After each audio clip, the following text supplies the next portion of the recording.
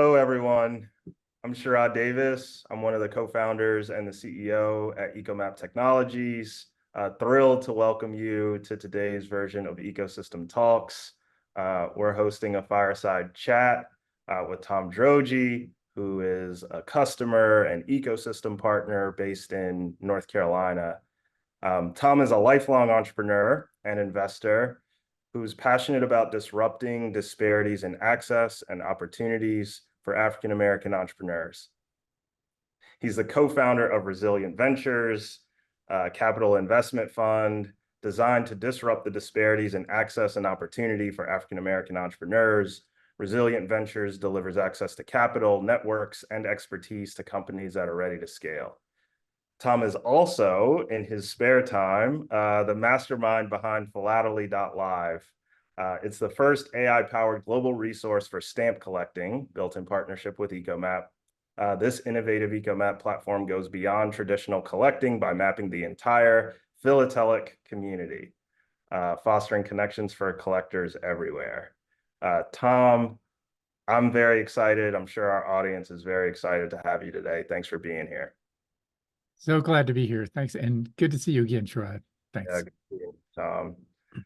So let's dive in. I want to start with your background. Can you just walk us through the whole story? Like, how did you get here leading Resilient Ventures? I want to talk a little bit about your entrepreneurial background and maybe throw in some stamp collecting stuff along the way. Well, that's cool. So I am 66 and a half, so I try not to make it too long. But, I do reflect that I find myself returning to the things I did as a kid. I rode my bike. I collected stamps. My dad was part of a startup in the 60s. So I grew up with a computer in my house in the 60s. My dad built computers at Princeton Penn.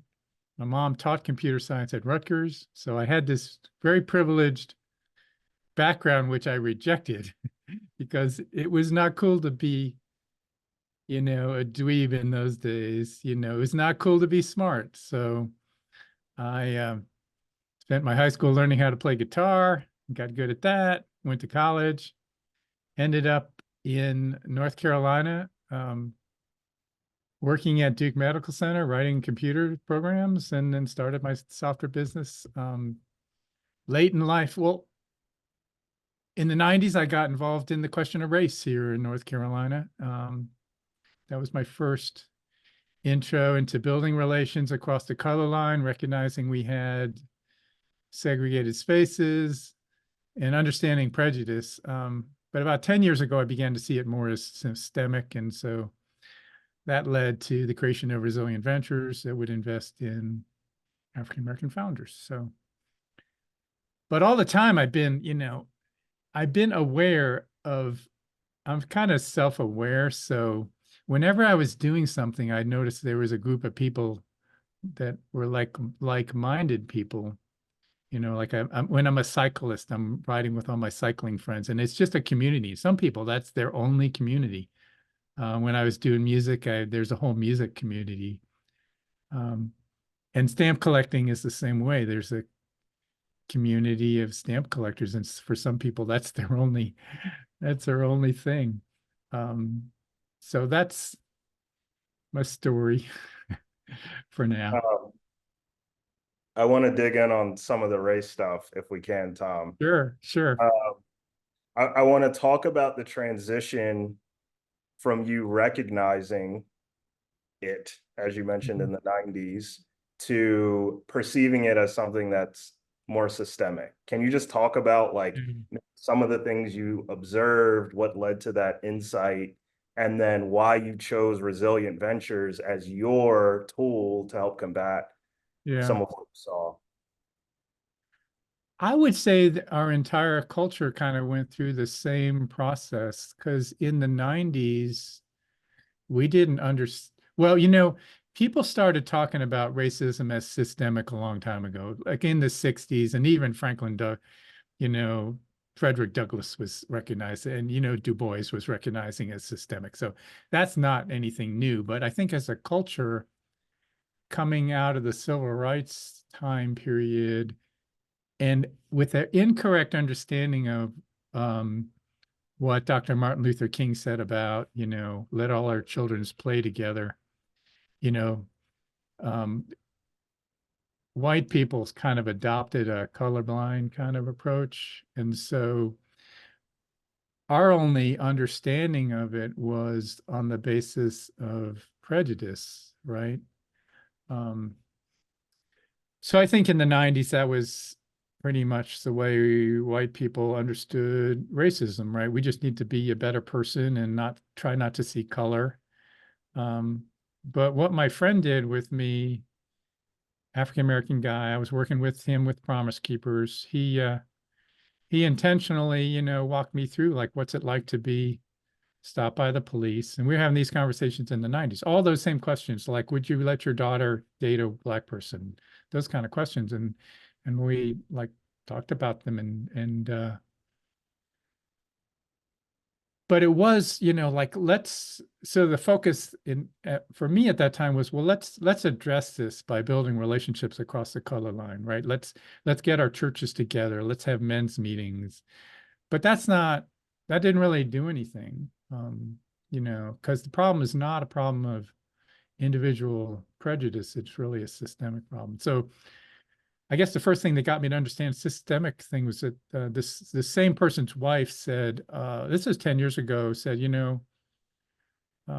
she alluded to as the 13th Amendment. And so I dug into how he created the prison systems. And I was surprised to learn that we didn't always have prison systems. In fact, before the Civil War, there were no penitentiaries. There were no, we only started creating them just prior to that time period. And where there were prisons, they were mostly white people in those prisons because you wouldn't put your slave in a prison. That doesn't make sense. But then that flipped immediately after Civil War, and as a loophole in the 13th Amendment, people could say, hey, we can put you in prison, then we can get you to work for us. So, that was my first like connection to like racism is not prejudice. It was purposely created. And then that led me just entirely down that rabbit hole. And then, 8 years ago, I was saying like we need to do a Bible study for Christians to understand racism from a racial equity point of view. And that led to this creation of essentially a Bible study, 8-week racial equity training for Christians.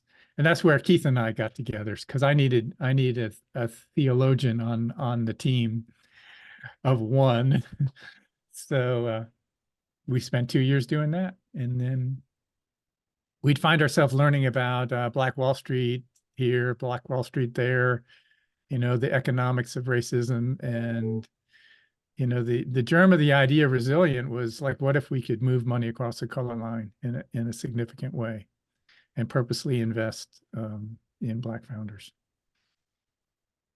So. And Resilient recently got some exciting news.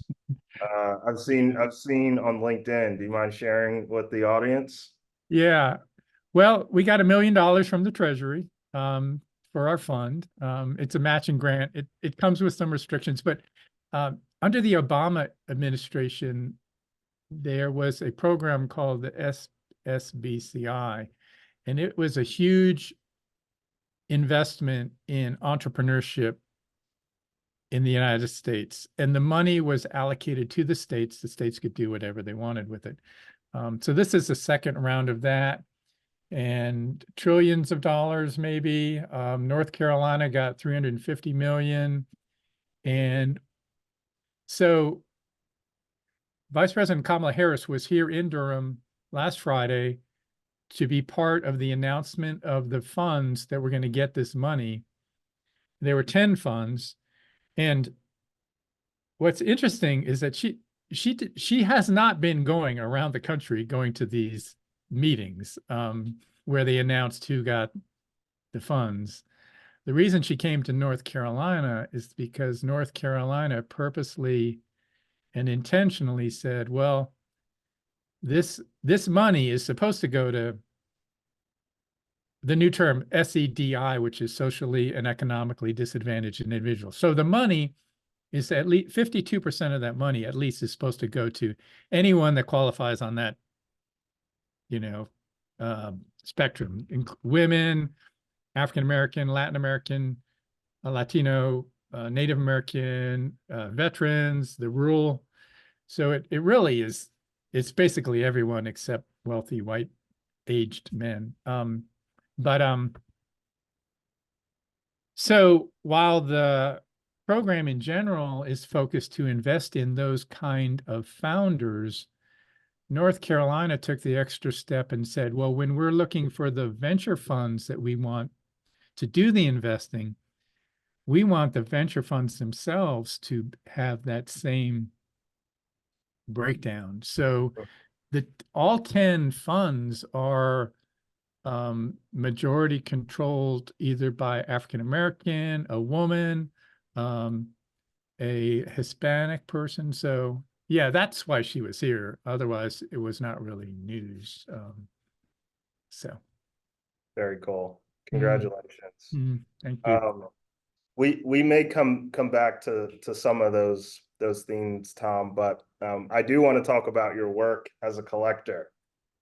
And I think my first question is around how you first identified the collectibles world as an ecosystem. And how do you define ecosystem or collectibles ecosystem? And what are some of those key components that make it up, right? That wasn't necessarily obvious to treat it in that fashion. Yeah. Well, so I've been in this business since 1990. I kind of fell into it. I started collecting again, and I knew that the way to buy stamps was at the auction, to use the auction model. So, you think of Sotheby's, Christie's, Heritage. These are huge auction companies that sell rare stuff. So when you're talking about collectibles, what you're actually talking about are, there's all these different verticals. Fine art is a collectible. Those are the, $500 million Van Gogh paintings. But everything you can imagine is collected, from stamps, coins, sports memorabilia, World War II artifacts. People collect beer steins. And so for all of these communities, there's an ecosystem, right? And so ecosystem in these communities would consist of auction companies, dealers that sell the stuff at retail. Then there's all these societies that form, like in the stamp collecting, there's like every imaginable society about collecting some, they collect United States stamps. That's obvious. But there are collecting clubs that collect Rhodesia or France or the stamps of Mexico. So there's these societies, then there's shows. So it's like birds of a feather, right? They want to be around people that share their collecting interests. So you create all these events and organizations that serve these. So yeah, it's an ecosystem. And even in stamps, like in stamps, one of the first like mapping of the ecosystem, but it wasn't even called that. Like 94, 95 was when the internet kind of became a reality. Even that early, there was already somebody out there that made a list of all the websites for stamp collectors. And he had gotten like 400 websites for stamp collectors. So this is kind of like the first mapping of the internet ecosystem of stamps. But what so is it just was sort of obvious to me that, well, I will say this, Sharad, I'll keep talking. It really goes back to Resilient Ventures, because that's where I didn't do the stamps because I do stamps. I did the stamps because I was doing Resilient Ventures, and stamps was a way to test your product before I committed to the state ecosystem. So there you have it. You know what I'm doing, because that's how I roll. I don't just like say, okay, this is gonna work. I'm gonna test it first. So in the investing in African American founders, just like the venture, that's an ecosystem, and there's an entrepreneurial ecosystem, and there's a larger entrepreneurial ecosystem in North Carolina. But what I was particularly interested in is who's doing what for Black founders in North Carolina. So, like in 2018, we'd already figured out, well, there's 10 pitch competitions a year for Black founders. Here's a couple organizations that are in this space, and Keith and I had done our best to discover all those, but we had to manually go discover them. There wasn't any like go to the website and Mhm. here's all the organizations that are interested in funding African American founders. So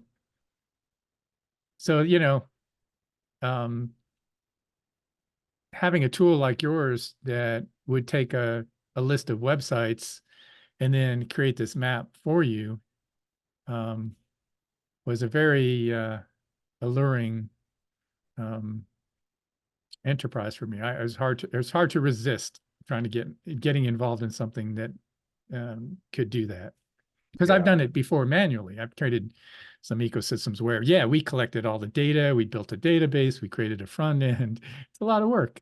I know it. I've done it myself manually. yeah. Maybe lean in a little bit there, Tom. Like, how are you leveraging some of the technology and tools, EcoMap, EcoBot, to enhance, streamline some of the efforts maybe you are already doing manually to build? I'm thinking specifically about Collectibles ecosystem, but you may want to take it broader than that. Yeah. Well, I'm leveraging your tool. I don't know that I'm doing any, I use some other tools to scrape URLs and categorize them so that I can drop them into your tool. So then it goes and gathers the data and builds the database, and it's powered by your front end to navigate it. But I mean, that's the beauty of this. I know what's involved if I had to do this myself. You know, you have to design a data entry form. You have to get it out to everyone that you think. You have to discover everyone. You got to mail it out to them or email it and then collect it and put it in the database and then write your front end. So when I look at what I have to do with your tool, it's really just collecting those URLs and categorizing them broadly, and then um, managing the process with your onboarding team. Yeah. And I've seen the data and the uh philately.live is pretty active and successful. Um Maybe Tom, if you would talk a little bit about how you created such a vibrant community and maybe some of the tools or techniques that you're using to sort of nurture it over time. Okay. Well, I have the advantage because I'm already on a almost daily basis marketing the marketplace we created for stamp auctions. So we're kind of the auction piece of the ecosystem is the top of the iceberg, right? So most of the money, the way the business world in stamps works is auction companies are at the top of the pile. They sell stamps at auction.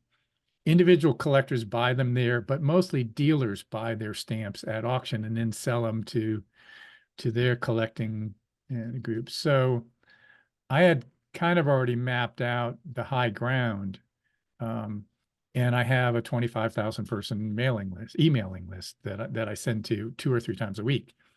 Um, so that's mainly what I had to leverage, and then I do have social presence. We have like 20 Facebook groups that we post to, and 20 Instagram and 20 Twitter feeds. So for philately, I knew that I could get the word out about it. That didn't necessarily mean it was easy, because the challenge in stamp collecting is you're catering to um a dim where I'm a young person. I am a young person. Um, the joke in stamp collecting is that it's dying, literally dying. Like, people are dying. Like, the 90-year-olds are selling to the 80-year-olds is basically the joke. Um, so while we have the advantage of a good mailing list and social presence, we're still dealing with 95% of collectors are over 65. Um, so getting them, and it's not so much a technology challenge, because they've kind of adopted to technology, but it's a mind change. Um, Something new is not, readily adopted. So that's one of the challenges. Is like, okay, here's a new, here's a new paradigm. What is an ecosystem map? You really have to kind of educate people on what it is and how it can help them. Yeah, yeah. You're doing something I think unique, at least relative to some of our other customers, Tom. Um, and that's that you have what I think is a pretty innovative monetization strategy. Mm. Would you mind talking a little bit about that conceptually, how you're implementing it, and maybe how it's going as well? Yeah, yeah. Well, I try not to be involved in things that are not self-sustaining. I'm not a nonprofit fan. I think it should be supported by the community, and it should pay for itself. So, um, in my mind, I basically had a three-tier. Stamp Auction Network, when it comes down to it, is an advertising site. Um, what it is a way for people to put their stamp auctions, for companies to put their stamp auctions on a platform like eBay, except it's like 10 times as, eBay is not really a real collectible. I don't want to go there, sorry, but this is a professional auction world. Let's just put it that way. Um, so uh, the the organizations and the resources that are on the platform should be motivated to support it, to get placement, to get featured, or just to get some additional bit of recognition that says they're supporting it. So we came up with a three-tier support. The simplest is you just put for 150 a year, you just get a little, you call it a banner, right? I think you get a little badge. You get a badge. And what the badge means is that um, the company on the platform has gone to the trouble to curate their own information. So with a badge, the company, it is what it is. I mean, they have checked it. We didn't just scrape it off the internet and copy it in there. Um, then the next level is promote. So for 250 a year, we place them in the search results higher than they would if they were just random. And then we have the feature level, which puts them on the landing page on the outside of the site. So we're going to use that same business model to do the North Carolina um, ecosystem map. And we'll have a couple higher levels of sponsorship, possibly an anchor sponsorship. But yeah, so I think that's a way for the companies on the platform to increase their visibility. So it's left to us. We have to do the work of making the site something that people come to regularly and use and depend on it. And that's why we have an event. That's why we're focusing on the event calendar. So you have a place to check in see what's going on in your ecosystem and follow a link and then leave. We're not trying to be a content site. We're not trying to replicate everyone's content. We want people to use us as a connector. Mm-hmm.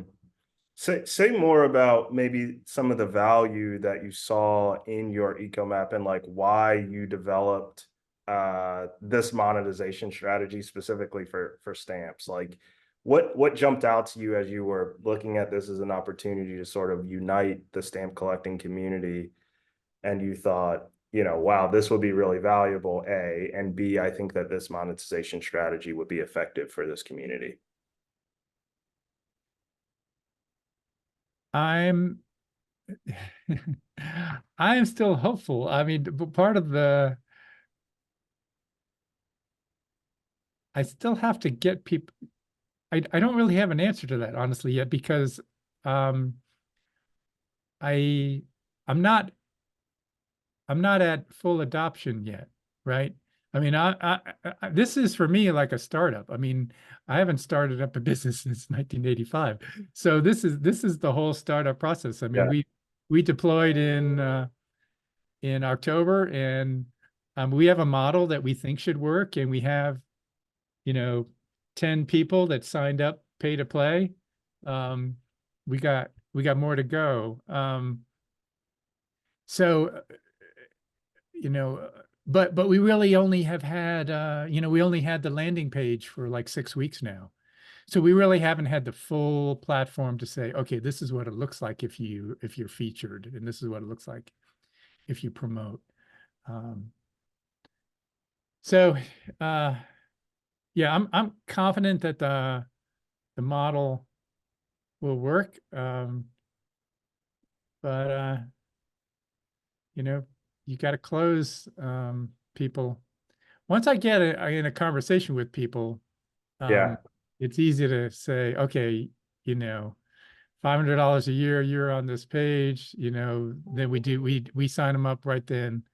Um, but I'm trying to do it as much as I can with just like I'm trying to make it not only sustainable but scalable because I want to create a way to create these ecosystems financially that when I do the next three and then the next three after that, I don't have to hire a salesperson to like call each of these persons and try to sell them on a $150 a year contract. I mean, I want Yeah. to create um, a a number of email campaigns that get people to come to the site, and we get them to check out your content, see if it's right. And then we say, okay, put a badge on your contact. That's only 150, you know.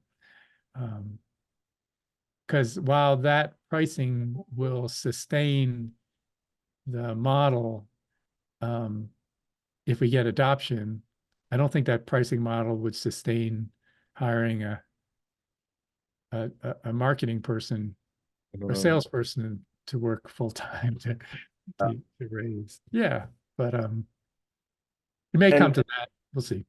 yeah, and what's your, you know, what is your take on the importance of centralizing community, right? Like one of the reasons we get excited at EcoMap is because we feel like one of the values that our tools provide is like now we have this center of gravity, whether that's within an ecosystem, entrepreneurial in Maryland or Baltimore or whatever it might be. And that's what you've done with stamp collecting. Like, can you talk about why that might be important for this type of community specifically as well?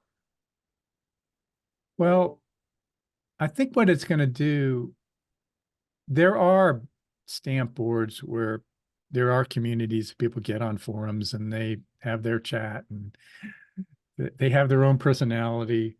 I mean, I don't know that we're trying to be that. I don't, because that itself is a resource that we link to. You know, if you want to be on a stamp board, you want to be on a forum, you want to be in a Facebook news group, then go do that. We're really not trying to capture that on the platform for stamps. Now, maybe for the North Carolina entrepreneurial ecosystem, That's probably makes more sense.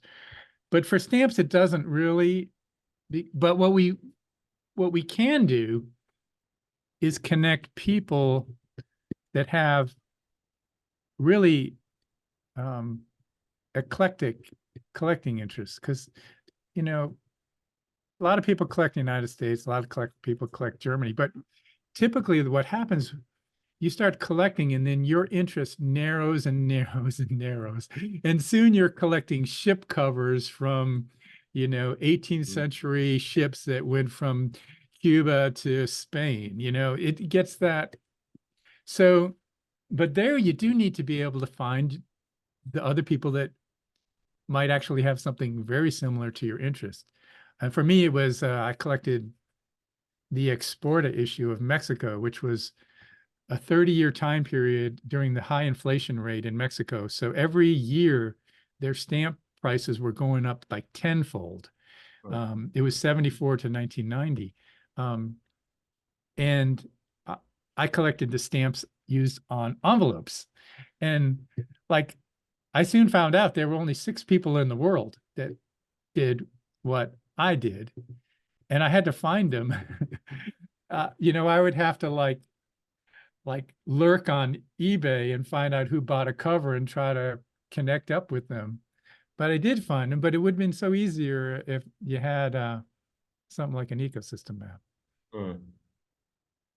Mm. Digging in there a little bit, what are some of the lessons or the insights from your experience in ecosystem building and leveraging ecosystem tools that you believe could be applied either to other industries, niches, or like other ecosystems that are trying to get off the ground? Yeah.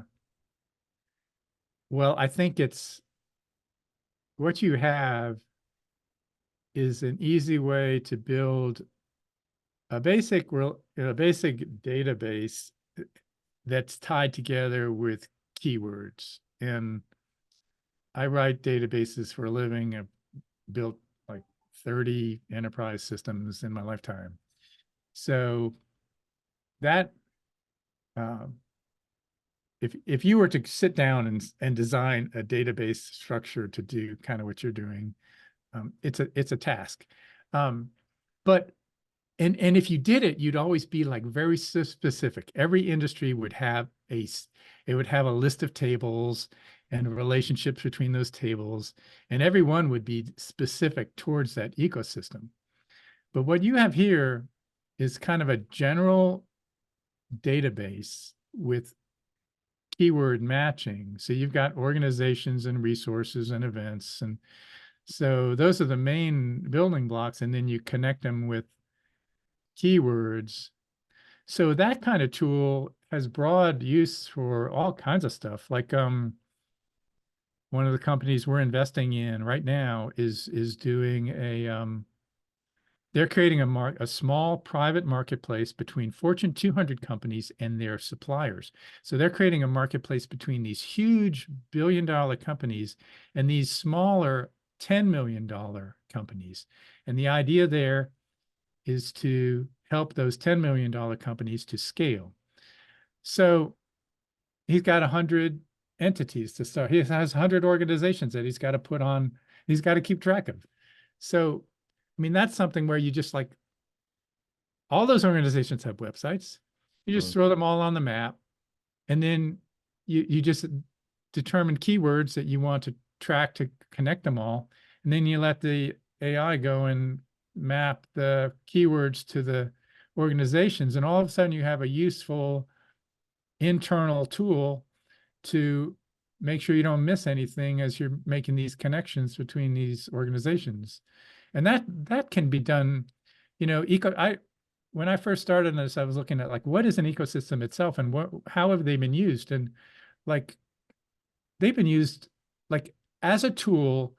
We've built ecosystems for like product research and competitive market analysis. So like you're in the big, you're creating a new therapy. You're in a drug therapy company. What's the first thing you do?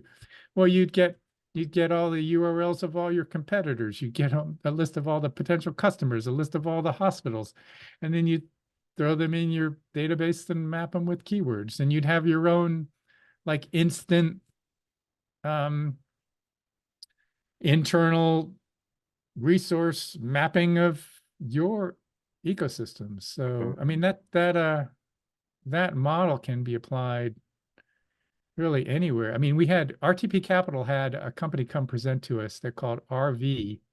So what they do is they can get you a booking at a state campground, a state or national campground. So That's and smart. and they all have manual. They all have like you have to know to go to their website. I mean, there's no like Expedia for Mhm. campgrounds. And there's a community of RV people that travel around and they know each other and there's a true ecosystem of RV campers. But what they don't have is an ecosystem that would map those campgrounds. Um, so this guy is doing that. And he can get you if you want to camp in Mount Zion in July and the campgrounds are all full, which they get full a year out, you use his product and he just looks for cancellations and then gets you a spot. But I mean, there's all these ecosystems out there for Yeah. to put this product to use for. Mhm. Um, Talk a little bit, Tom, about the benefit of not having to rely on like manual connections, right? Like the concept of these, you talked a little bit about, you were collecting a rare stamp in Mexico and you've got to like search and find the other folks. Talk about how EcoMap helps to streamline and amplify some of those connections, especially when you don't know the right organization or the right person to connect with. Well, yeah, it expands the universe for you, right? Because you think um, all the organizations that which auction firms offer the stamps that I collect. Um, but then occasionally an auction firm out of the blue will have that stamp that you wouldn't have gone there for. So yeah, it's kind of democratizing the access to who's doing what. Yeah. Um, and what's your vision for the growth and the development of your eco maps and your collectibles ecosystems in the coming years? In other words, like how do you see EcoMap supercharging some of those efforts? Yeah. Yeah. So we started with stamps, but there's stamps is like one of the smallest collecting spaces. And as I described, it is kind of potentially dying. So we either need to resurrect interest in collecting stamps or just say, okay, it's gone. But the other collectible areas are huge. Like coins is huge. Coins is 4 billion annually, $4 billion of coin collectors buy coins every year. And then there's others that are, you know, um, comic books. I don't think they're that big, but sports memorabilia. Then there's art, which is huge. And then there's wine. So like I have specific experience in rare stamps and rare wine and sports collectibles. I've worked for all the major players in those fields. So I figured that I would test drive, the stamp because the stamp world was the easiest for me to promote because of my access to the people. But I also knew that it would probably be the least likely to take off because we're dealing with an older generation. So right now we're releasing coins, sports, and wine. Now, those all serve a much younger demographic, and we've got access to a huge social media, um, Facebook groups, and we've got 1.2 million people are a member of a Facebook coin collecting group. Mm. So the problem there is we'll post something, it'll scroll off so fast no one will see it. Um, so the idea there is to expand into the whole. I want to have like an entire mapping of all the collectibles that will allow not just focus on like the collectible that you're interested in, but at the same time is going to allow for some crossover because there's some um, there's some alignment between a coin collector and a stamp collector. Mm. Um, Maybe I don't know how well any of the others align, but people who have a collecting interest and who like fine things like the so recently the person that bought the rarest stamp in the world, he bought it in around 1985. It was a $9 million British Guiana, the penny magenta, it's called. $9 million. He bought it. Turns out the guy, we didn't know who it was. Turns out it was Stuart something. I forget his last name, but he was an Italian shoemaker, Mm. famous shoemaker. Like not just, that sounds like fancy shoes, like uh, um, fashion shoes. And but so when he went to sell it a couple years ago. He sold it with he had also collected one of the rarest coins. It was a 1933 gold piece that there was only 20 in existence because they were supposed to be destroyed, but they didn't destroy all of them. But he had one of them. So he at Sotheby's, he sold three things: this rare stamp, a block of stamps, and this gold coin. Mm. So there's definitely some synergy among different, and then you just have the mentality of the collector himself. I think people that collect, if you collect rare wine, you probably collect art Yeah. or whatever your rock and roll. Hmm. Um, Yeah. so, So if we can raise the tide, right? Like we can support. yeah, so we're doing coins, wine, and sports, and probably do rock and roll, cars, and maybe comics. I don't know.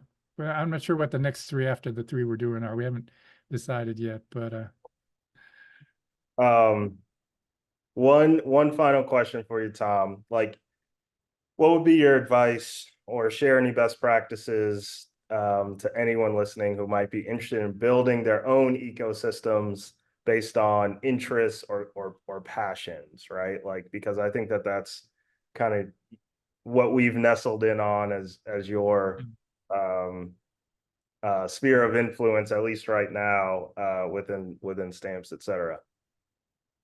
so is your question when you say build your own, do you mean like build your own from scratch or build your own using your tool? Because they're Build two different your questions. build your own in partnering with an eco map. Okay. Well, I would just say that it would not be a smart move to try to build your own from scratch, right? I would advise against that with your tool. So yeah, I think you match up one of your everyone should have an alignment with what they do. Everyone has an ecosystem. I don't know. I can't name your ecosystem, but odds are your business is associated with an ecosystem. And like I was telling my son, who runs the largest landscaping company in the Research Triangle, he's running a $10 million landscaping company.